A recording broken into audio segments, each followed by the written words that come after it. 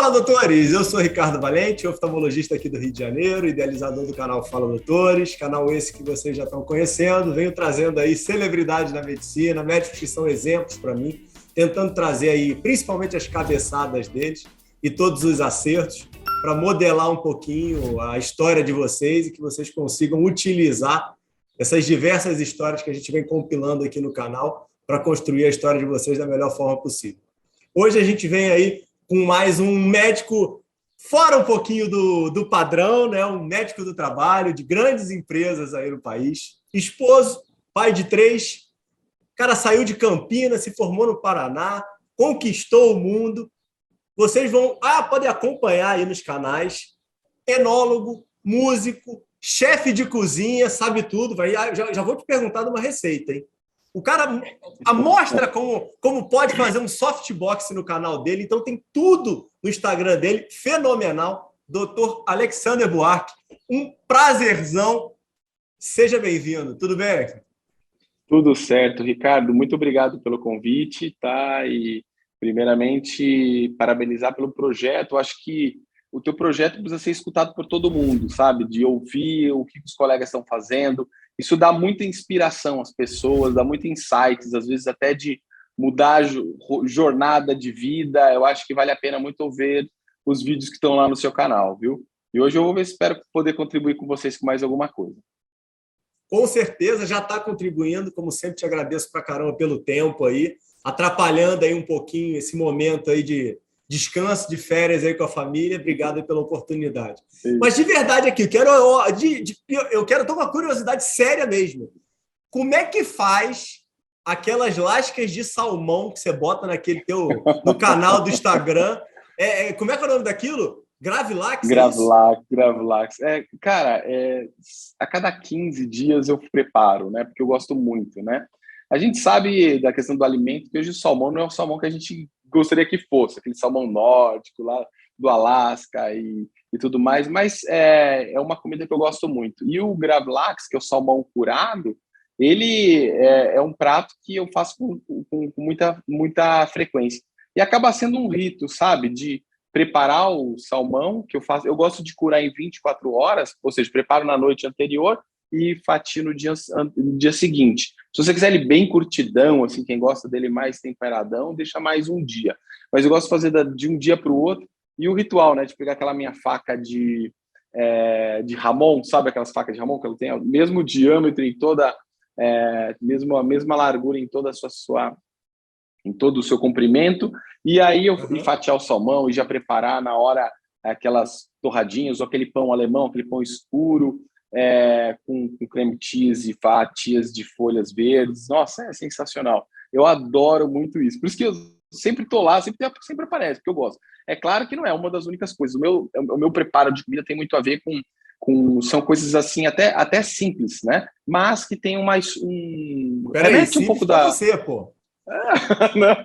Não, remete um pouco até de criação, né? Por exemplo, eu sou descendente de portugueses, né, por parte de mãe, e então por isso a culinária portuguesa, o bacalhau, o caldo verde, né? Então minha experiência na cozinha começou com essa experiência aí familiar, né? E depois e peraí, com que se toma gravlax? É vinho branco, é espumante, é vinho tinto? O que é? Cara, é água? Olha, eu normalmente gosto de comer tomo com tudo, tá? Um espumante é melhor, né? Porque ele tem bastante especiarias. Pelo menos eu gosto de misturar bastante temperos, assim, sabe? Não, vou botar em algum lugar, cara, a imagem aqui para ver se fica. Eu vou colocar. Então o link do teu Instagram, porque, pô, naquilo lá dá água na boca, pô. Claro, é muito bom, cara, é muito bom. Porque quando você compra, tem para vender no supermercado, né? Salmão curado, mas não é a mesma coisa, tá? Não é o mesmo sabor. A gente, quando você faz ele em casa, depois eu vou querer ver você fazendo, Ricardo, para depois você postar, a gente vai comparar. Pô, isso vai ser constrangedor, pô. Vamos combinar. Não vai não, porque é super simples. Eu acho que a parte mais difícil é fatiar mesmo, né? Eu acho que essa parte de fatiar certinho lá, do resto, porque as receitas são muito variáveis, o tempo de cura, então, mesmo que você varie, sempre vai estar com sabor apenas diferente, né? E você vai se adaptando aos seus gostos. Entendi. O que não pode faltar de sombra nenhuma é o Dill, né? Que é aquele temperinho verde, né? Pô, não, maravilhoso. Aquilo lá é espetacular. Pô. Em algum lugar vai ter que estar isso aqui. Vou ter que botar essa Com imagem aqui. certeza. Aquilo lá de verdade. Tá de parabéns. É Mas muito bom. beleza, então vamos lá. Você é nascido em Campinas, São Paulo, e como é que era aí tua constituição familiar aí? Pais, irmãos? Fala pra gente. Olha, essa questão de nascimento é complicado. Todo mundo fala assim, eu nasci em Campinas, mas nunca vivi lá, né? Meus pais moravam em Valinhos, então me desloquei para Campinas para nascer. Então minha mãe foi para o hospital lá, que eu acompanhava com o médico lá, e eu acabei nascendo. E todos os meus irmãos foi a mesma história, porque eu vivi desde o nascimento até os 12 anos, mais ou menos, de idade, em Valinhos. E então a gente foi lá para Campinas, mais por uma questão de ser o médico da minha mãe, então eu acabei nascendo lá e fiquei até essa idade. Meu pai era engenheiro químico hoje é a Unilever, né? Antes era GC Lever, lá na cidade de Valinhos, e minha mãe era artista plástico. Então, e é muito interessante, viu? Porque ó, meu pai é gaúcho, Quantos de irmãos? Porto Alegre. Eu tenho 2 irmãos, um irmão e uma irmã. Meu pai é gaúcho de Porto Alegre, minha mãe de Olinda, toda a família Buarque, né? A família da minha mãe vem lá de Pernambuco, né? Então, de Olinda, e aí eles se encontraram no Rio, casaram e foram morar porque a oportunidade profissional do meu pai foi em Valinhos, ali como engenheiro. Acho que foi a primeira oportunidade, ele ficou lá muito tempo, né? E depois saiu para seguir uma carreira, algumas experiências que não deram muito certo, e depois a carreira solo, montou a própria indústria lá. Então, se estabilizar em Blumenau. Hoje eles moram em Blumenau, daqui a pouco estou indo para lá. Primeiro estou passando um Vocês, calor, dá para ver que eu estou suado aqui em Minas, depois vou para lá. vocês chegaram a morar fora ou esse êxodo aí foi tudo nacional? Tudo Brasil, tudo Brasil. Mas eu conheci quase todos os estados do Brasil nessa brincadeira. Mas mais sul, sudeste e sul. Eu acabei depois, por motivos profissionais, morando 6 meses em Pernambuco, né? Em Recife. Mas a nossa vida foi mais aqui mesmo na região sul-sudeste. Morei um ano no Tá Rio aí. aí, tá, Ricardo? Ah, é também? Trabalho? Morei um ano. Não, na época dos meus pais, né? Eu morei Ah, aí no entendi. segundo ano do segundo grau, eu estudei não sei se você conhece, era uma rede chamada MV1 que tinha aí. Conheço, conheço, conheço. Morei um ano na Tijuca e eu ia Eu morei na Tijuca todo dia a também. pé. Então. E aí eu ia lá para o MV1 estudar, depois desse um ano, foi um ano meio sabático do meu pai, ele largou tudo, foi morar no Rio um ano, e depois foi para Santa Catarina, não voltou mais, né? Hoje ele está ele não sai de lá mais, viu? Ele é gaúcho, né? Então gosta muito de lá. Minha mãe também se adaptou muito bem. Então, deu muito certo. E me diz o negócio, medicina, onde é que aparece na tua vida aí? Da onde Cara, não tem médicos na família, né? olha, Próximos. direto não, né? Tem de tios e tios da minha mãe, aí tem médico, dentista, anestésio, tem de todos, todo elenco. Mas tem um peso muito militar, né? Tanto da Marinha, Aeronáutica principalmente. Meu avô era militar da Marinha. Foi até condecorado aí como herói da nação brasileira pelo presidente Geisel, não por lutar na Pô, que guerra e bacana. matar gente, mas para salvar uma colisão entre um submarino e um navio brasileiro. Então ele passou até a morar um tempo na Alemanha, mas minha mãe já estava comigo, já tinha nascido, já meu irmão estava para nascer. Pai da tua E mãe? pai da minha mãe. E aí Uhum. fez 90 anos aí semana passada. E Pô, parabéns. nesse sentido a gente acabou eu tive pouca proximidade com a medicina. Mas aí na época de vestibular eu tinha muitas dúvidas, né? Eu tinha 16 anos quando eu terminei o segundo grau, o terceirão, né? Ah, Então com 16 você não perdeu ano nenhum nessa confusão toda de mudar de um lugar para o outro, não? não perdi nenhum ano. Eu acabei sempre conseguindo me estabelecer. Sempre foi muito difícil, né? Porque a amizade é uma Ah, coisa que você imagino, pô. era péssimo, né? Eu não perdi e ainda consegui formar antes, né? Com 16 anos. Só que aí nesse final, justamente por conta disso que você está falando, Ricardo, que realmente é um peso, atrapalha a vida das pessoas, essa mudança toda, eu acabei ainda ficando nessa dúvida de será que eu tenho condições de passar na faculdade de medicina? E como medicina não era a minha única paixão, né? Eu tinha Uhum.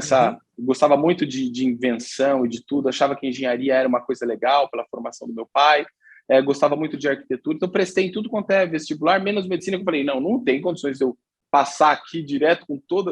Eu estudei o terceirão em Blumenau, o segundo ano no Rio e o primeiro ano em São Paulo. Você imagina como é que foi essa bagunça. Então eu não devo passar. Prestei os vestibulares, passei em tudo, menos engenharia de alimentos na Unicamp, mas eu teria passado já na UFSC de cara em medicina e Tinha tinha algum entrado sentido, Alexandre? O Você que eu fazia fazia medicina era uma em São loucura. Paulo, fazia arquitetura em Curitiba, não tinha sentido nenhum? Ia nas melhores? Como é que era isso? Eu queria explorar, e aí eu falei, vou ver o que vai dar. E o pior é que eu passei em tudo, e aí foi uma loucura, né? O que eu vou fazer agora, né? E aí acabei fazendo engenharia de materiais. Quando eu fui fazer engenharia de materiais de São Carlos, né? Que eu comecei a fazer o primeiro ano de engenharia, eu tive contato com uma área que ela era dividida em 3 áreas, né? Que era a área de cerâmicas, né? Depois tinha os polímeros e tinha a parte de metais. Eram 3 áreas. Na área de polímeros, eu vi nessa aula desse curso, logo no começo de introdução, o uso biomédico desses polímeros, né? Todo quanto é material biomédico. Eu acho que isso deu uma cutucada em mim. Eu falei, por que eu não prestei? Até porque eu teria passado na UFSC e eu segui tentando ainda a carreira ali, tentando para prestar vestibular. Na primeira tentativa não foi, depois eu falei, não, vou largar tudo, eu quero medicina. Eu já tinha decidido que eu queria fazer medicina, larguei tudo, prestei e passei. Então passei na Universidade Federal do Paraná, eu achava que não ia passar, e na UFSC que eu achava que eu ia passar de costas, nem entrei, né? E aí fui fazer a Universidade Federal do Paraná, que é uma excelente universidade, fui fazer medicina lá, e gostei muito, mas eu acho que eu tinha, durante a formação de medicina, um gosto muito grande por essa questão coletiva, né? Então eu não sabia nem se ia para a saúde coletiva ou para onde eu ia, mas eu gostava muito de algumas áreas, sabe? Eu sempre tive... eu não fui uma pessoa tão restritiva, não, eu só vou me dar bem se eu for fazer oftalmo, se eu for fazer rádio. Eu sei que eu me daria muito bem em muitas áreas. Então, eu optei, no final do ano, meu filho nasceu, então foi bastante conturbado do ponto de vista de estudo. Sempre tive essa dificuldade de mudança de etapa. Você morava sozinho, Alexandre? Quando você foi fazer engenharia, você já saiu de morar casa? Sozinho, sim. Saí de casa já era janeiro, já era 17 anos, né? Porque eu faço aniversário dia 29 de dezembro. Daí eu fiz 17 anos, fui morar fora já, de cara, né? Foi uma experiência... E longe, né? Estamos gravando dia 20, pô. Daqui a pouco você está fazendo aniversário de novo, pô. Tô fazendo. É verdade, daqui 9 dias. E aí, nessa experiência, eu me imagino estudando no interior de São Paulo e meus pais morando em Santa Catarina, né? Acesso de avião não era como hoje, né? Naquela época, Lógico, 20 e poucos anos atrás, né? Então, acesso ao aeroporto, vou te dizer que eu fui pegar o meu primeiro avião aí só depois do último ano de formado em medicina, né? Que eu fui fazer estágio no exterior, né? Então, fui fazer 2 estágios no exterior. Mas antes disso, eu era tudo busão, né? Mesma coisa. Depois, quando eu estava em Curitiba, Blumenau também não tinha essa alternativa, né? Depois, quando eu voltei para Curitiba, era só busão e carona. Era esse meu... Quanto tempo, minha forma de que é Curitiba, Blumenau? Dá umas... Depende, acho que umas 2h30, 2h45. Naquela época, mas era umas 3... Você tinha contato com seus pais no final de semana, uma vez por mês? Tinha alguma frequência da época de faculdade? Eu tinha. Dependendo da época, né? No primeiro e segundo ano, a gente acaba indo quase todo final de semana, né? Depois a gente vai afastando um pouco mais, porque a gente acaba tendo os compromissos dos plantões, né? Cria um vínculo de amizades locais, né? Então a gente acaba mudando. Quando é que teu filho nasce? No penúltimo ano de faculdade, né? 1999, né? Penúltimo ano de faculdade. Já estava encaminhado para fazer alguma formação já de especialização? Como é que estava na tua cabeça? Olha, ainda estava em aberto? Eu inicialmente queria fazer carreira cirúrgica, né? Depois eu vi que não ia dar muito certo aí seguir a carreira cirúrgica, você sabe, embora eu goste muito, continuo tendo um apreço muito grande, mas eu vi que quando eu prestei vestibular, tem um vestibular, não, quando eu prestei a a residência e eu já estava com filho, Aham. tendo que com alguns compromissos aí financeiros, eu acabei passando num concurso. E foi muito estranho a história dessa passagem do concurso público, que era um concurso público para fazer plantão para poder prestar residência. E aí, quando cheguei lá, eles falaram: ó, infelizmente, a única opção que a gente tem para você aqui é a medicina de família, né? Já não tem mais a vaga de pronto-socorro. Era a maior pura mentira. Eles queriam colocar um médico lá naquele posto que ninguém queria ir, no quinto dos infernos, né? E nessa experiência que eu fiz nesses primeiros 6 meses, foi muito bacana. E eu tinha que conciliar estudo, fazer PSF, né? E ainda filho e tudo mais. Então, era uma dinâmica bem complexa. Quando foi no prestar o vestibular, a prova de residência, eu já não sabia se realmente, de fato, era mesmo isso que eu queria, porque a medicina de família ela é apaixonante, né? E eu não passei na residência e resolvi, eu vou fazer medicina do trabalho, por um lado, e por outro lado, fazer essa carreira aí da medicina de família, né? Dentro do serviço público. Foi legal porque o serviço público me abriu portas, né? Porque eu já fui do movimento estudantil na faculdade. Foi uma coisa bem agitada essa minha vivência. E eu achava que fazer um trabalho mais coletivo tinha mais sentido, tinha mais a minha cara, né? Então eu saí então para fazer esse trabalho aí no município. Acho que menos de um ano e meio já tinha me chamado para coordenar na Secretaria de Saúde. Então, acabou que minha vida, já no segundo ano de trabalho, mas antes ainda de completar 2 anos, eu já estava coordenando o programa de saúde da família. Não fez mais sentido eu vou sair para fazer uma carreira de residência. Não existia residência de medicina do trabalho no Paraná inteiro naquela época. Então, eu fiz a especialização e, paralelamente, trabalhava com a medicina do trabalho, né? Estudei de tudo, sabe? Eu fui buscando informações de por todos os lados. Fui fazer cursos públicos de gestão, né? Fui buscar formação até na área de estética. Falei, será que eu vou fazer dermato? Eu estava meio perdido. E aí eu me achei na medicina do trabalho, eu acho que lá para o 3º ano de serviço público. Eu já tinha implementado o projeto lá, saí do município de Colombo, que eu atuei há algum tempo, fui montar o programa em vários municípios, e, paralelamente, trabalhando com a medicina do trabalho, fui para o Hospital Trabalhador, lá de Curitiba, onde montou-se o primeiro Sereste, e, que era... Foi natural isso, Alexander? Essas oportunidades foram aparecendo para você? Ou você foi atrás delas? Não, foi muito natural, assim, sabe? Tanto é que depois, quando eu acabei prestando o concurso para o Estado, eu achei que não era tão a minha cara. Eu fiquei até um pouco decepcionado depois de algum tempo do serviço público, porque a gente vê que muitos dos projetos demandam de lideranças políticas que não estão alinhados com os seus valores. E aí você acaba, teve uma hora que eu falei assim, não, agora deu para mim. Eu vou para o mundo das empresas, vou para o mundo privado, e uma grande oportunidade surgiu dentro do SESI, né? Do SESI Paraná, para trabalhar dentro da Petrobras e atuar como médico do trabalho terceiro lá para cuidar das empresas terceiras. Eu acho que aí mesmo que eu consegui criar a minha certeza na medicina do trabalho. Eu acho que essa vivência trouxe assim, tá. Foi frustrante, Alexander, inicialmente?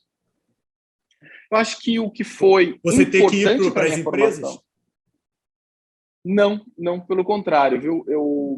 O que me frustrou foi o serviço público, né? Porque a gente, às vezes, eu sou uma pessoa que sou muito, sei lá, eu sou um pouco visionário, né? De querer fazer que as coisas aconteçam, que a gente consiga fazer as transformações ao nosso redor. Então, no serviço público, eu via que isso acontecia. A gente fez muita coisa, né? Eu fiz muita coisa de projetos, né? Na área de saúde pública. Ganhei até um prêmio lá de mérito em medicina da Câmara de Vereadores. E a gente vê alguma coisa acontecendo como mérito daquilo que a gente faz. É ter sentido aquilo que a gente está fazendo. E o meu objetivo maior era realmente conseguir fazer essa transformação, ajudar mesmo de forma coletiva. Nesse sentido, então, eu abandonei, fui para a área privada por conta de todas essas dificuldades, e depois a gente vai aprender o quanto que toda essa formação pública na atenção primária foi importante para o desenvolvimento da minha carreira, né? E aí a gente vai descobrir isso uns 5 anos depois, né? Tem a ver grana também, Alexandre, nesse momento? Olha, vou dizer que não foi, mas foi consequência, né? O que acontece? Naquela época, no último local onde eu trabalhei, foi lá na Fazenda Rio Grande, tinha uma disputa política de prefeitos e tal, então eles começam a mexer você como se fosse um bonequinho, né? Vamos colocar o doutor Alex lá no posto de saúde. Mas você cria um vínculo maior ainda. Você sai da Secretaria de Saúde, vai trabalhar no postinho, aí que você vai criar o vínculo com a população, né? Você não tirou o vínculo, você aumentou o vínculo, né? Daí eles passou uns 3 meses, não, vamos tirar ele de lá porque, justamente pelos motivos que eu falei, tiraram e colocaram metade do tempo lá, metade do tempo no hospital fazendo auditoria, outra metade na perícia, que era uma outra formação que eu já tinha conquistado. E quando eu saí de lá, o pessoal da perícia gostou muito do meu trabalho e quis que eu ficasse independente da prefeitura. É um órgão separado, né? Então, quando eu saí, eu comecei a ganhar muito mais a partir do momento que eu saí. Mas foi uma questão de consequência, né? Porque eu procurei uma outra carreira, eles quiseram que eu ficasse, me ofereceram um salário, então eu acabei tendo... Daí eu fiquei um pouco pingado. Aí foram 3, 4 anos aí, em que eu fiquei com 3, 4 empregos, né? Então foi uma vida bem, bem corrida. E aí eu acho que nessa transição, quando eu comecei a trabalhar mesmo no setor privado, que eu acho que mudou um pouco a forma de enxergar, com suas dificuldades, é claro, né? Sempre tem, mas eu acho que aí houve o direcionamento de carreira mesmo, né? Não, isso que você está falando eu acho muito importante, né? Porque acaba que a gente tem uma ideia universitária, né? De que o serviço privado é meio diabólico, né? Aquela história aquela briga de sempre de capitalismo e tudo mais, né? E muitas vezes você encontra o seu lugar e você acaba conseguindo entregar muito mais valor do que no serviço público, que teoricamente você acha que estava diretamente na população e auxiliando ali, mas com certas limitações, né? Sim, porque aquilo que eu te falei, vamos lá, o que força, o que faz, o motor que faz mover tudo isso, às vezes são interesses políticos, não um projeto de saúde pública adequado. Então, resumindo a nossa conversa aqui, seria isso. E depois, tudo isso que eu tive de vivência no serviço público foi fundamental para o meu momento de carreira hoje, né? Porque onde eu estou hoje na empresa, acabamos dedicando a construção de um projeto integrando a saúde ocupacional e atenção primária dentro do contexto privado, né?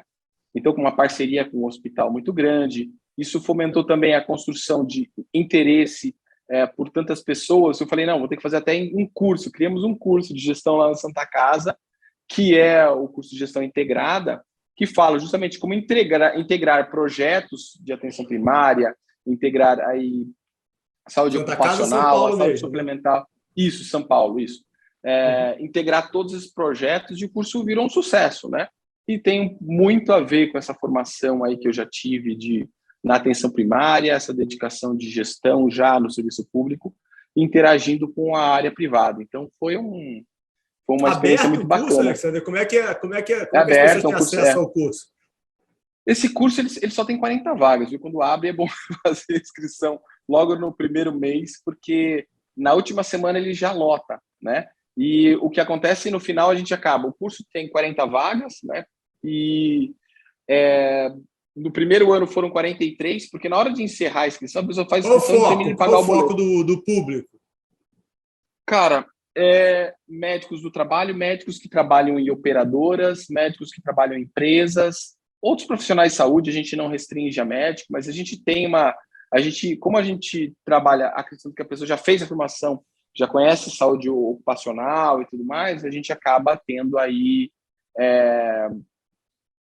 uma visão mais focada de certos aspectos. A gente vai entrar em algumas questões que a gente entende que previamente o aluno tenha. Mas isso não prejudica não, tá? Porque a gente tem uma jornada falando do universo corporativo, de programas de saúde, fala de atenção primária, fala de a saúde suplementar, e os professores nossos são os melhores em cada uma dessas áreas. E traz um pouco de gestão, né, de gestão estratégica, gerenciamento de projetos, negociação, né, como interagir com os diversos stakeholders. Sabe por quê? Porque o médico em si não tem uma formação, ele não sai preparado para negociar fora, eu acho que às vezes nem para negociar com o paciente, ele sabe, tem que ter uma secretária preparada para isso, mas ele não consegue negociar e interagir de uma forma adequada com lideranças dentro de uma empresa, né? Tá tendo uma apresentação mais executiva, tem um enfoque mais estratégico, então tudo isso aí a gente traz para a visão do médico, né, dentro desse curso. Pô, que legal, barato. Quanto tempo de curso e como é que são mais ou menos os valores disso aí, Alexandre? Olha, o curso, eu diria que o curso é muito barato pelo que ele entrega, tá? Primeiro porque quando eu lancei era o único curso que tinha, né? Eu junto com a Flávia, que é coordenadora do curso de Medicina do Trabalho da Santa Casa, e eu sou coordenador pedagógico, ela é coordenadora administrativa, né? Do curso. E quando ele lançou, era o único, agora começou, né? O Einstein lançou uma pós-graduação, o Hospital Alemão trouxe também um outro curso muito parecido, e o nosso curso tinha 4 módulos, esse ano a gente vai trazer o 5º módulo, e o pessoal vem gostando, porque ele vem, é o curso que lota, eu tenho 40 vagas, foram 46 alunos, porque a gente não encerrou, mas tinha boletos, a gente não sabia se ia fechar, então a gente, nessa brincadeira, foi 46. Talvez esse ano a gente consiga fazer 50 alunos, não sei. A gente lançar o curso Tudo agora presencial? em janeiro. A gente fez, por conta da pandemia, à distância. Nós vamos fazer um modelo híbrido bem interessante, e aí a gente vai fazer algumas inovações tecnológicas aí para quem tiver à distância ter uma imersão muito boa, como se tivesse presencial, e a gente vai incorporar também, porque a gente quer que as pessoas se encontrem presencialmente, porque um curso desse sem interação presencial tem que ter uma perda muito grande, tá? Então a gente vai colocar 1 ou 2 módulos, a gente não decidiu, de forma presencial, porque essa interação presencial faz toda a diferença. Não, com certeza, faz mesmo. Tem os dois lados, né? Quando você faz o híbrido, você consegue atingir a Poca Chuí, né? Por outro lado, você perde esse contato humano, né? Então, bem exatamente isso que você falou, Ricardo. A gente notou que tinham alunos de muitos estados que tinham pouca oportunidade dos cursos aqui de São Paulo. E a gente não quer perder de dar essa oportunidade, principalmente o pessoal de Norte e Nordeste, que chega a dar, eu acho que 20%, 15%, 20% dos alunos, algumas pessoas aí de Minas, Santa Catarina, outros estados. Então, foi uma experiência bacana, porque eu vi que a gente conseguiu. No primeiro, a gente propôs presencial, a pandemia na metade transformou ele online, né? No segundo ano, que foi o ano passado, ficou já tudo online. Não foi uma experiência ruim, pelo contrário. O segundo ano foi até melhor, porque a gente já tinha feito um aprendizado, né? Então, a gente evoluiu muito na qualidade do curso, na qualidade da transmissão, na qualidade de como interagir com os alunos e tudo mais. E nós vimos que muitos alunos de fora começaram a participar. E a gente não quer perder justamente essa possibilidade de abrangência a pessoas de outros estados, né? Pô, legal, barato. Mas me diz um negócio, então esse curso é mais pro médico que já tem alguma formação dentro da medicina do trabalho, não é um cara cru. Isso. Tá? Queria que você trouxesse um pouquinho aqui para a gente. Eu já até tive um episódio que eu fiz com o Flávio. Flávio é médico do trabalho e ele é mais da área de petróleo. E aí ele trouxe um pouquinho para a gente da realidade dele da medicina do trabalho. Flávio de Recife, não? Não, aqui do Rio, Flávio. Flávio Freitas.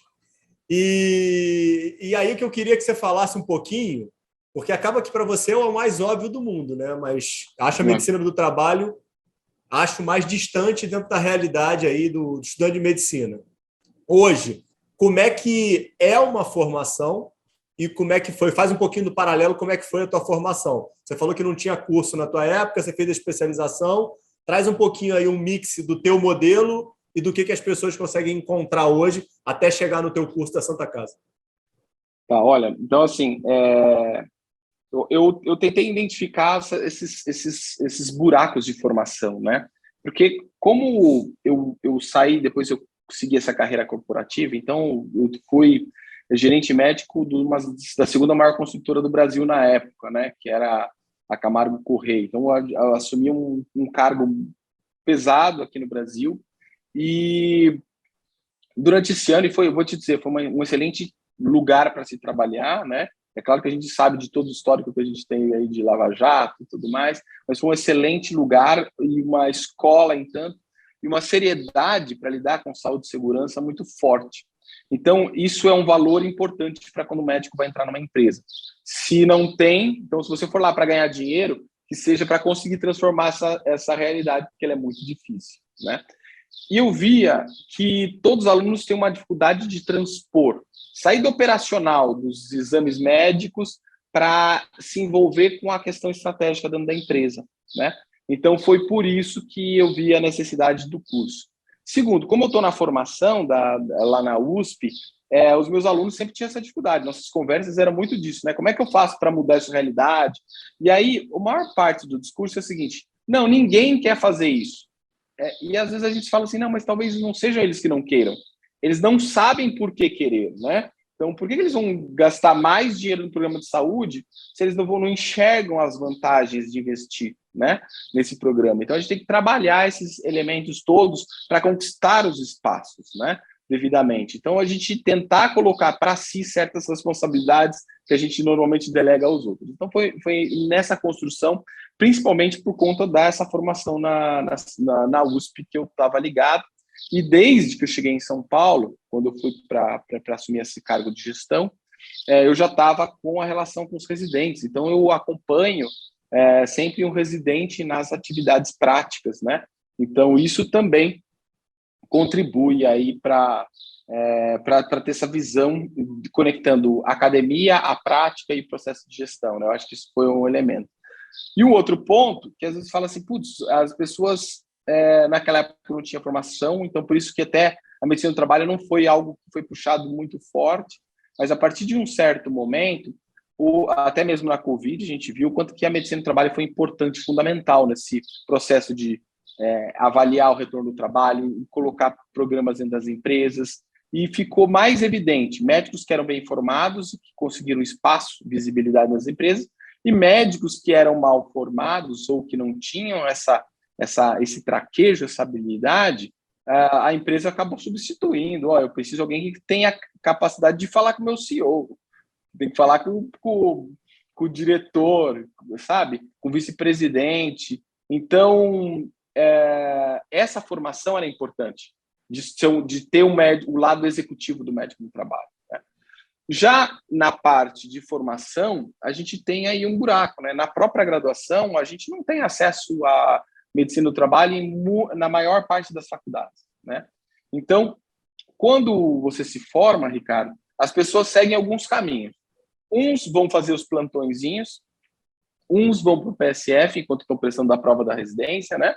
Eu citei um exemplo, eu mesmo, o plantão, ou alguns vão trabalhar como médico examinador, que a gente chama, que é aquele médico que faz exame ocupacional dentro daquelas empresas terceirizadas. São formas, aí, às vezes, precárias de trabalho, e como o médico não sabe as responsabilidades envolvidas nesse processo, faz tudo do jeito que ele acha que é, né? Tá apto, não tá apto, e aí eu também trouxe, junto com a minha sócia, que é a Laura, a gente tem um Instagram que é o Doutores do Trabalho, e lá a gente tem um curso para esses médicos recém-formados, né? Agora ele está off, porque a gente está atualizando ele, vamos lançar em janeiro, de novo. Todo digital? Todo digital, tá? Então, assim, tem Legal. professores da Santa Casa, da USP, alguns especialistas que são, por exemplo, da aula de perda auditiva, então o cara é otorrino e médico do trabalho. Então, a gente tem tudo isso, oftalmo e médico do trabalho para falar sobre acuidade visual. E aí, para que esses médicos que saem terem mais segurança e menos risco de fazer alguma besteira nessa decisão, né? Não sabe o quanto que impacta, às vezes, dar um inapto ou dar um apto de forma inadequada, avaliar um retorno ao trabalho de forma adequada. E vou te dizer, é algo que todo mundo precisa saber sobre medicina do trabalho, e a faculdade acaba formando muito pouco, principalmente no Brasil, viu, que é uma legislação muito forte, viu, Ricardo? Então, fizemos todo esse trajeto a formação hoje, você tem dois caminhos, que é a residência médica, né? Em tese, três, né? A especialização e complementa com o número de horas de trabalho, e tem simplesmente não fazer nem a especialização, nem a residência, mas você completar aí o número de horas, acho que 5 anos de atividade. Praticamente, hoje, a formação da medicina do trabalho, ela se equipara às demais formações das outras especialidades, né? Então, é um pouco O mercado diferente. Na minha época, as 3 opções? Você que está aí, aceita trabalhou em bem. grandes empresas, Sim, tipo... sim, aceita bem. Até porque as vagas de residência são muito poucas, viu, Ricardo? Eu tenho 2 vagas na USP, 2 na Santa Casa, isso em São Paulo, tá? Tem 2 do Hospital do Servidor e às vezes nem completa essas vagas, tá? E as pessoas acabam optando pela formação da especialização, né? Mas é uma formação que não termina aí. Existe um grande número de pessoas que fazem MBA em gestão, fazem esses cursos como o nosso para complementar a sua formação. Tem que fazer, às vezes, eu trabalho numa montadora, muitas vezes eu tenho que seguir aí com a formação de ergonomia. Eu fiz curso de ergonomia pelo CNAM, né? CNAM é o Conservatório Nacional de Artes e Ofícios da França. Eles vieram fazer esse curso no Brasil na minha época, um curso de praticamente 2 anos de formação, né? Então, e é uma carreira que agora vai voltar, né? A ergonomia, a partir de 2022, vai estar em voga novamente aí também, de forma muito forte, com a revisão das normas regulamentadoras, né? Então, tem aí uma formação Oportunidade. complementar, exatamente, exatamente. Dependendo do segmento que você está.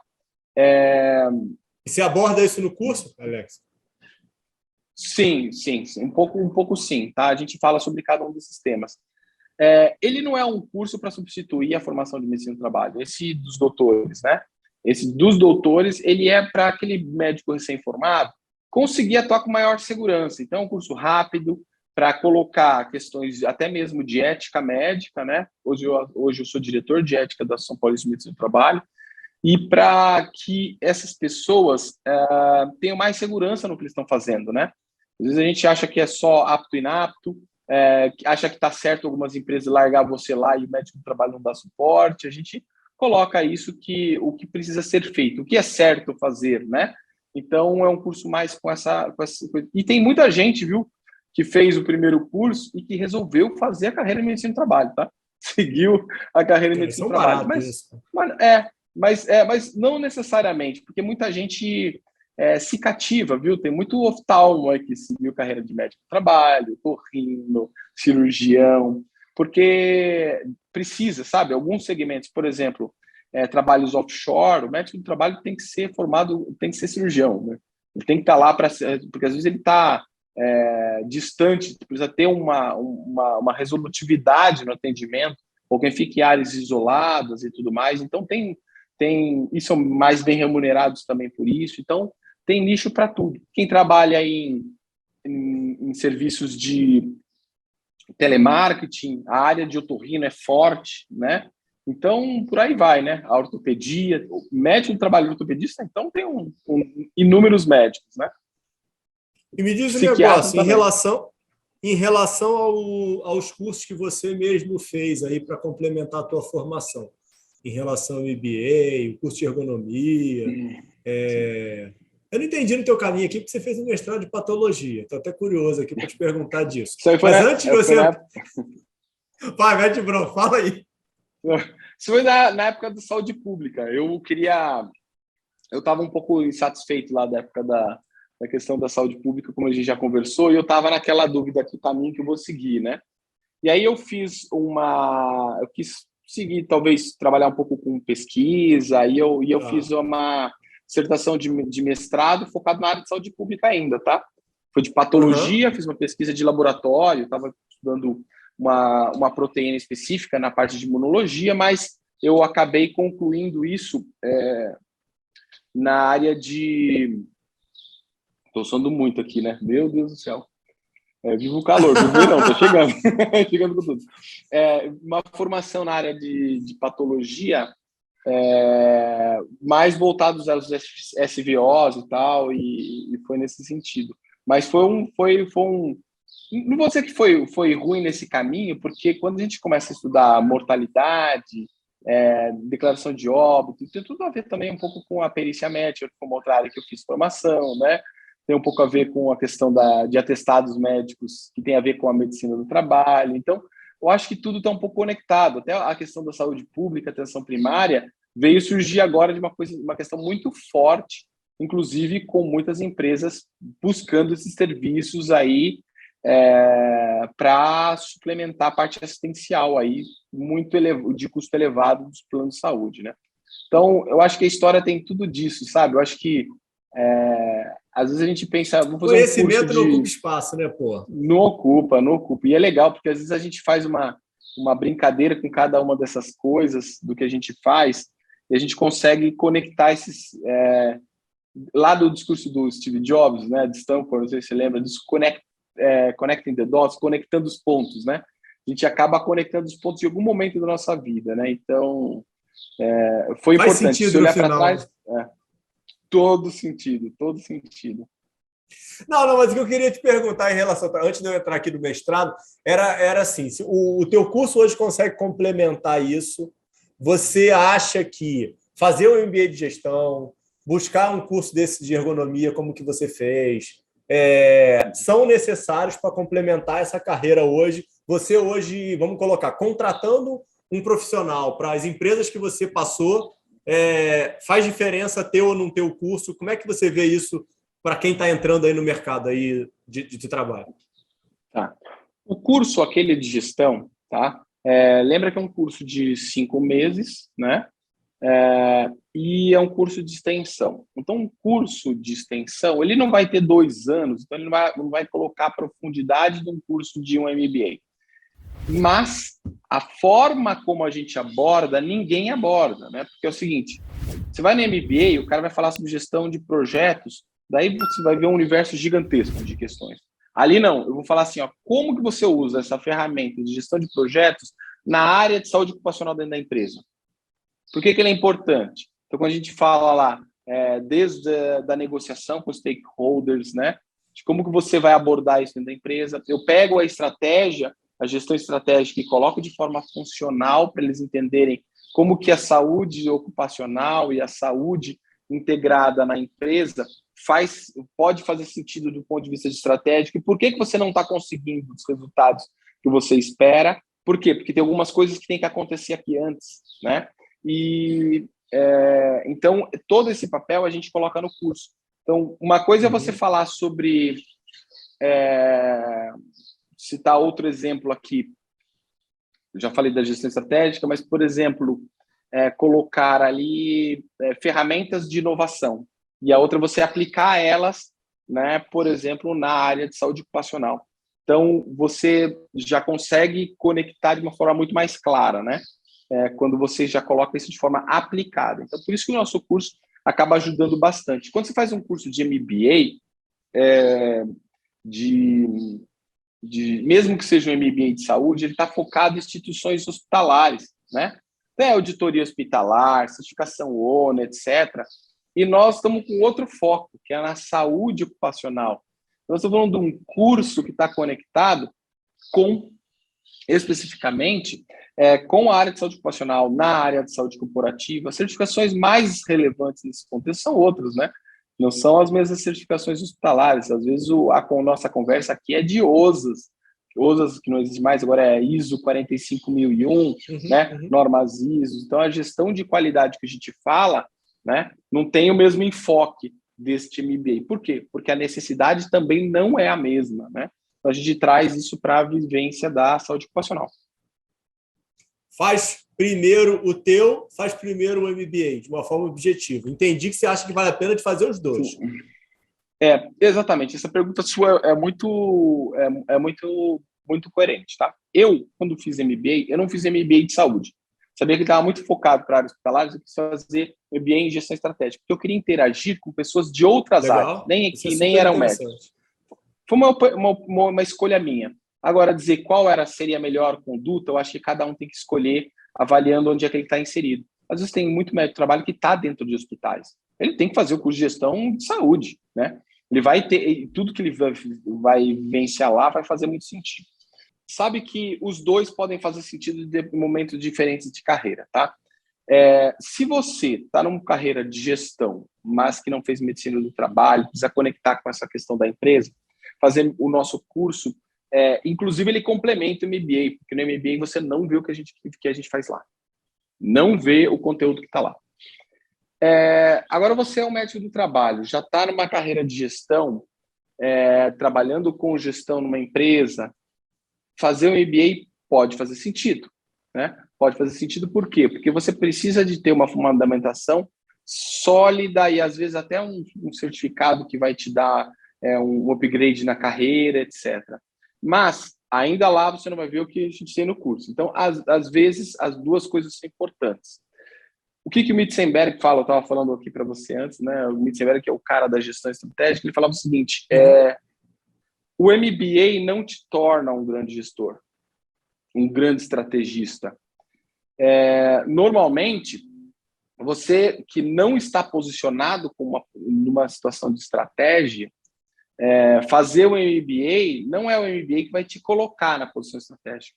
Pelo contrário, ele entende que as pessoas que estão na posição estratégica precisam do MBA para se consolidar, né, e conseguir entender melhor essa situação. Então, quem está fazendo essa transição, às vezes até mesmo já no trabalho, eu vou assumir um cargo ou pretende algum dia já fazendo isso, quando você já está atuando com um pé para subir de degrau, ou você está nesse degrau e algumas habilidades importantes de gestão você precisa aprender para se consolidar, né? Já o nosso curso, ele permite até mesmo quem está aqui embaixo, de forma operacional, entender quais estratégias ele tem que usar para dar esse primeiro passo, para sair desse discurso, principalmente de que, aqui eu não vou conseguir porque as pessoas não estão nem um pouco preocupadas com isso, né? E você vai ver elementos que você não vai ver no MBA. Às vezes você vai ver uma questão de saúde suplementar com uma outra visão, mas não a visão do contratante, que é a empresa, né? Então, lá no MBA, às vezes você está vendo a visão do plano de saúde. Então, tem todo esse contexto que a gente tem que ver. E a visão, por exemplo, de programa de saúde, não tem no MBA. Como montar um programa de saúde dentro de uma empresa, né? E a gestão nossa de projetos também é voltada à área de saúde ocupacional. E a gente está conectando todos esses pontos voltados à saúde ocupacional. Nem só saúde ocupacional. Então, a saúde integrada, a saúde dentro da empresa. Então, às vezes, você não está na saúde ocupacional, você está na área de benefícios, de wellness, né? de bem-estar, e você precisa que esse seu projeto vá à frente. Às vezes, um projeto específico, esse curso ajuda a você enxergar de uma forma mais fácil de você superar esses obstáculos internos, né? Me diz o negócio, você está aí com 3 filhos e você pudesse dar conselho aí, algum deles for seguir a carreira da medicina e aí a tua medicina do trabalho. Cabeçadas que você deu, que você acha que eles não deveriam dar? Ou você acha que todas as cabeçadas aí são válidas na formação aí da tua história? Tem alguma dica que você daria para um filho teu aí para ele não cometer? Olha, eu vou colocar misturado aqui algumas que eu diria para não fazer e a outra para enxergar diferente, né? Eu acho que a primeira delas tem a ver o seguinte: às vezes a gente quer ir para o melhor emprego na melhor empresa. Normalmente, o lugar que já está muito bem estruturado pode ser uma escola para você, mas não é, você acaba não tendo de forma fácil uma carreira para crescimento, porque se você tem um lugar que está muito bom, você vai aumentar um pouquinho a situação dele ao longo do tempo, né? Você vai sair do bom para o ótimo, ou às vezes você vai estragar o que está feito já, né? Agora, você vai num lugar que todo mundo reclama que está ruim, se você é um cara bom e você consegue enxergar isso como uma oportunidade, você tem que lembrar que se o ruim para ficar bom é muito mais fácil. E é muito mais fácil de se aparecer, de você entregar resultado e de fazer e ter sucesso. Então, esse é um ponto importante. As pessoas enxergam errado. Não, eu quero trabalhar no melhor lugar. Às vezes, no mundo corporativo, na nossa área, nem sempre. Você tem que ter a melhor oportunidade. Alguém interessado em fazer mudança, um salário bom para você fazer essa mudança. Você ganhar mal para fazer isso também não vale muito a pena. Mas você ganhar bem para fazer essa transformação, você vai ganhar muito espaço. Então, isso é importante. Os meus alunos às vezes reclamam: mas o lugar é muito ruim. Tem que analisar se é um lugar ruim com possibilidade de melhorar ou é um lugar ruim que não vai melhorar nunca. Né? Então, você tem que colocar tudo isso na balança e o quanto você é remunerado por isso. Então, eu diria que olha aquilo que é ruim como uma possibilidade de oportunidade. Né? Então, essa é a primeira lição. A segunda, a gente trabalha de uma forma diferente. Se fosse falar de medicina do trabalho, isso a gente nunca olha e serve para qualquer especialidade, porque a gente vai passar, você passa na entrevista da residência, a gente passa na entrevista para um emprego dentro de uma empresa. E eu diria, entreviste seu chefe.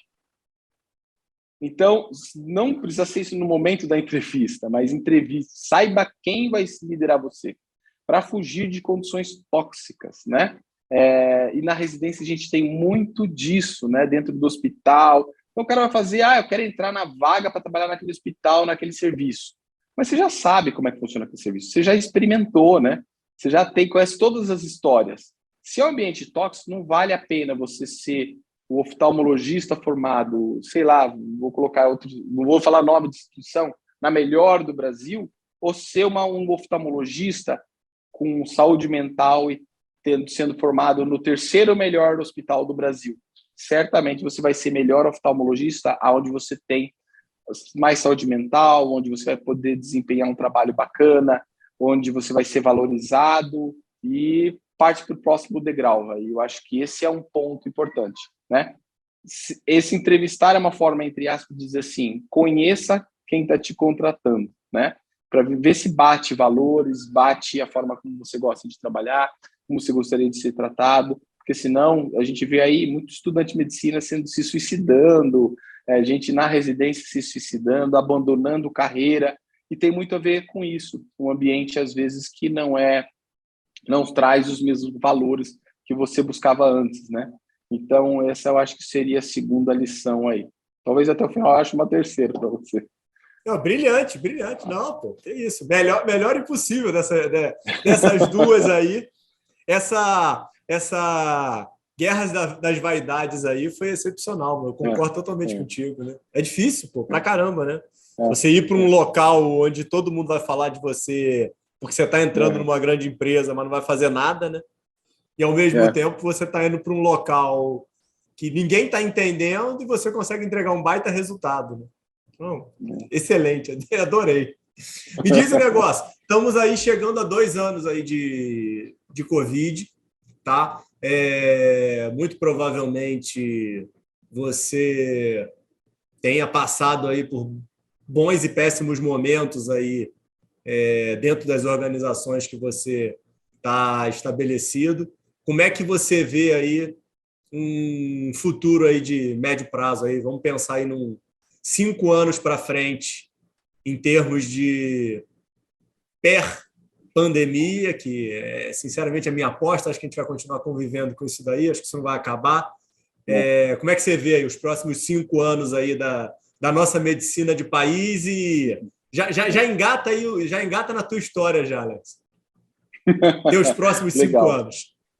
Tá certo. Olha, Ricardo, essa pergunta é a pergunta de 10 milhões de dólares, né? Vou tentar trazer um pouco do histórico, porque cada um vai ter que refletir um pouco no seu contexto.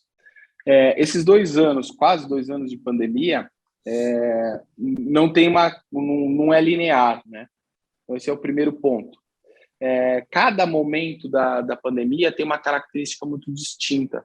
E eu falo até quando a gente está olhando estudos científicos aí de estudar a eficácia da máscara. Estudaram se temperatura é eficaz, se é eficaz o distanciamento social. A gente tem que olhar lá no estudo que período que foi avaliado, que país que foi avaliado, porque as condições são mais adversas possíveis, tá? Eu digo isso porque quando a gente observa alguns indicadores meus, de outros colegas, de outras empresas e de estudos científicos, varia-se muito do momento inicial da pandemia, onde estava todo mundo com TOC, né, transtorno obsessivo compulsivo, para um momento onde a gente passa hoje, nesse segundo semestre de 2021, para todo mundo em burnout, né? Ou seja, está todo mundo querendo compensar o que passou daquele período, né? A gente está sobrecarregado porque os processos mudaram e essa transição de mudança de processos gera um trabalho que gera uma entropia, né? Para chegar no momento onde eu vou colher os frutos de tudo isso, tá? Então, as pessoas também estão com uma sobrecarga de atividade, porque a atividade aumentou, ou, às vezes, a atividade pode até ter uma leve queda, mas as pessoas percebem aquilo como uma sobrecarga. Por quê? Às vezes, aquilo que eles faziam não faz muito sentido. Você imagina você está dentro da empresa, né, ou em algum lugar, e aí a pandemia te tira de lá de dentro e agora você está em casa trabalhando, né? Você vê tudo aquilo que você faz aqui e que lá naquele outro lugar você olha de fora para o teu trabalho lá e fala assim, puta, era isso que eu fazia 5 anos da minha vida, né? Você começa a refletir se faz sentido o que você fazia. E nessa brincadeira de refletir o que faz sentido, as pessoas passaram a ser mais sedentárias, ou seja, baixaram um pouco a resiliência, estão menos preparadas para enfrentar os problemas. E consolidando ainda com todo esse cenário, um desfecho que não chega nunca, né? Contratos de trabalho que ninguém sabe se tem que voltar presencial, se vai voltar, se vai ficar híbrido. Então, juntando todo esse contexto, eu acho que a gente está hoje na entropia máxima, do ponto de vista mental, sabe? Entropia máxima. O próximo ano, eu acho que o primeiro semestre, ele deve ser um momento de começar as peças a se encaixar, né? Sabe aqueles carinhas que vão montando aqueles... não é paralelepípedo, aquelas pedrinhas para fazer calçada. Aí no Rio tem muito dessa calçada, né? E o pretinho e o branco, e eles vão começar a encaixar. Eu acho que o primeiro semestre de 2022 vai ter uma característica disso. Por que eu digo isso, né? Porque a maior parte dos protocolos vão começar a ser, vamos lá, desligados. Já vamos desligar a aferição de temperatura, que não faz sentido, né? Reduzimos o uso de máscara em alguns lugares que já começa a não fazer tanto sentido. A abrangência de vacina, que tá com três doses, como uma dose cheia, é claro que nesse primeiro momento, com escassez de vacina, 2 doses era o fully vaccinated, né? O totalmente vacinado. Não, mas totalmente vacinado é 3 doses, tá? Então, quando a gente tiver todo mundo com 3 doses, a gente não deve deixar de fazer a terceira dose, porque é um vírus de coroa, como o MMR, né? Então, vai ter que tomar a terceira dose. Terminado esse processo, acho que o segundo semestre de 2022 vai ser muito diferente do de 2021, de uma forma mais positiva. Você acha que termina na terceira dose, Alex? Olha, é difícil eu falar, né? Porque ninguém quer dar esse palpite. Mas o histórico que a gente tem dessas vacinas aí de coroa é de 3 doses, né? Então, quando falavam de 2, eu já falava, porque eu via a experiência de outros infectologistas, que essa terceira dose ia ter que acontecer. Era fato, né? Porque é igual a vacina MMR, da tríplice viral. Agora, pode ser que precise de uma quarta de reforço? Pode ser que, se a gente tiver muita gente não tomando a terceira dose, a gente não tem uma população 100% vacinada, a chance de surgir novas variantes, ela vai acontecer. E por isso pode ser que você já tenha lá na frente uma dose de reforço. Mas é uma pandemia controlada, porque a gente está considerando a quantidade de pessoas vacinadas. Então tem uma regra lá da OMS sobre quando que a pandemia está controlada, né? Então tem a ver com a transmissão de novos casos, né? Transmissão entre pessoas, como que isso está acontecendo, né? Então, quando isso estiver bem controlado, a gente já está perto disso, né? A gente vai ter uma tendência a novas variantes muito menor. Você vê que lugares com a cobertura vacinal muito baixa, como a África do Sul, África, que são os lugares potencialmente fortes para trazer essas variantes, né? Então, certamente a gente vai atingir esse equilíbrio logo. O Brasil é um exemplo, cara, apesar de tudo isso que está acontecendo, o Brasil é um exemplo de aderência à campanha de vacinação e tá mostrando isso de forma muito forte. A gente tem aí população adulta vacinado de uma forma brilhante. Então, esses países com baixa aderência à vacina prejudicam um pouco na possibilidade de surgir essas novas cepas, né? Mas, em tese, a tendência é que isso vai se enfraquecendo ao longo do tempo, né? A pandemia, historicamente, com vacina ou, historicamente, pandemia sem vacinas, essa é uma característica, né, dela ir se enfraquecendo. O que vai sobrar é conflitos na justiça, né, de pessoas que pegaram Covid, que pegou não sei o quê, que o hospital não pagou a conta, sabe, o plano não quis pagar, está na justiça para resolver isso, a Covid longa, né, que vai inchar a Previdência Social, né, e a gente vai ter que entender sobre isso, Covid longo, na verdade, né, ou seja, o pós-Covid, a síndrome pós-Covid, que tem aí algumas pessoas que têm algumas sequelas e que vão impactar na Previdência, no trabalho. Então, essas características todas, eu acho que ela vai ficar mais forte agora em 2022. Né? A gente vai ter que lidar um pouco com esses casos, mas, como eu falei, o primeiro semestre de 2022 é esse momento onde a gente vai encaixando essas pedrinhas, né? Até formar um cenário de conseguir enxergar com mais segurança para o futuro e para o passado. Né? Então, é isso que eu vejo agora. A gente vai pensar diferentemente com relação às outras situações. Espero que, né, por exemplo, um surto de gripe que venha aí na metade do ano, ou às vezes vem, né, porque a gripe não circulou antes, né? Ela simplesmente sumiu, a gripe, né? E agora veio aí com essa cepa Darwin e tudo mais, a vacina do ano que vem deve estar, então vai ser importante, já era importante vacinar, agora mais ainda, né, para a gripe, para que a gente possa aí passar um período, e às vezes a gente vai ter que lidar com menos estigma. Por que você está usando essa máscara? Não precisa, a pandemia acabou. Não, tem que pensar se as pessoas se sentem seguras usando máscara, período de sazonalidade, eu tenho pessoas idosas em casa, vir trabalhar com máscara no período de gripe, as pessoas saberem que quando tem sintomas de gripe muito forte, devem ficar em casa, não devem vir trabalhar, né? E no período final tá usando máscara, né? Para uma proteção coletiva, não pensando só em si, né? Então, esses aspectos, eu acho que tendem a modificar. Eu acho que a nossa higiene pessoal com relação a essa questão aí de uso de máscara, álcool 70, ela tende a ficar, né?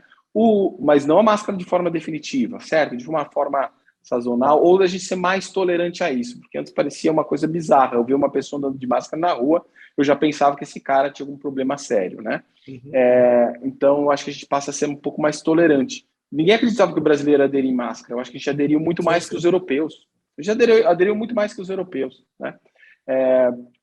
E os americanos. Então, eu acho que essa lição ficou para o brasileiro, mas está todo mundo doido para arrancar a máscara e colocar de carnaval.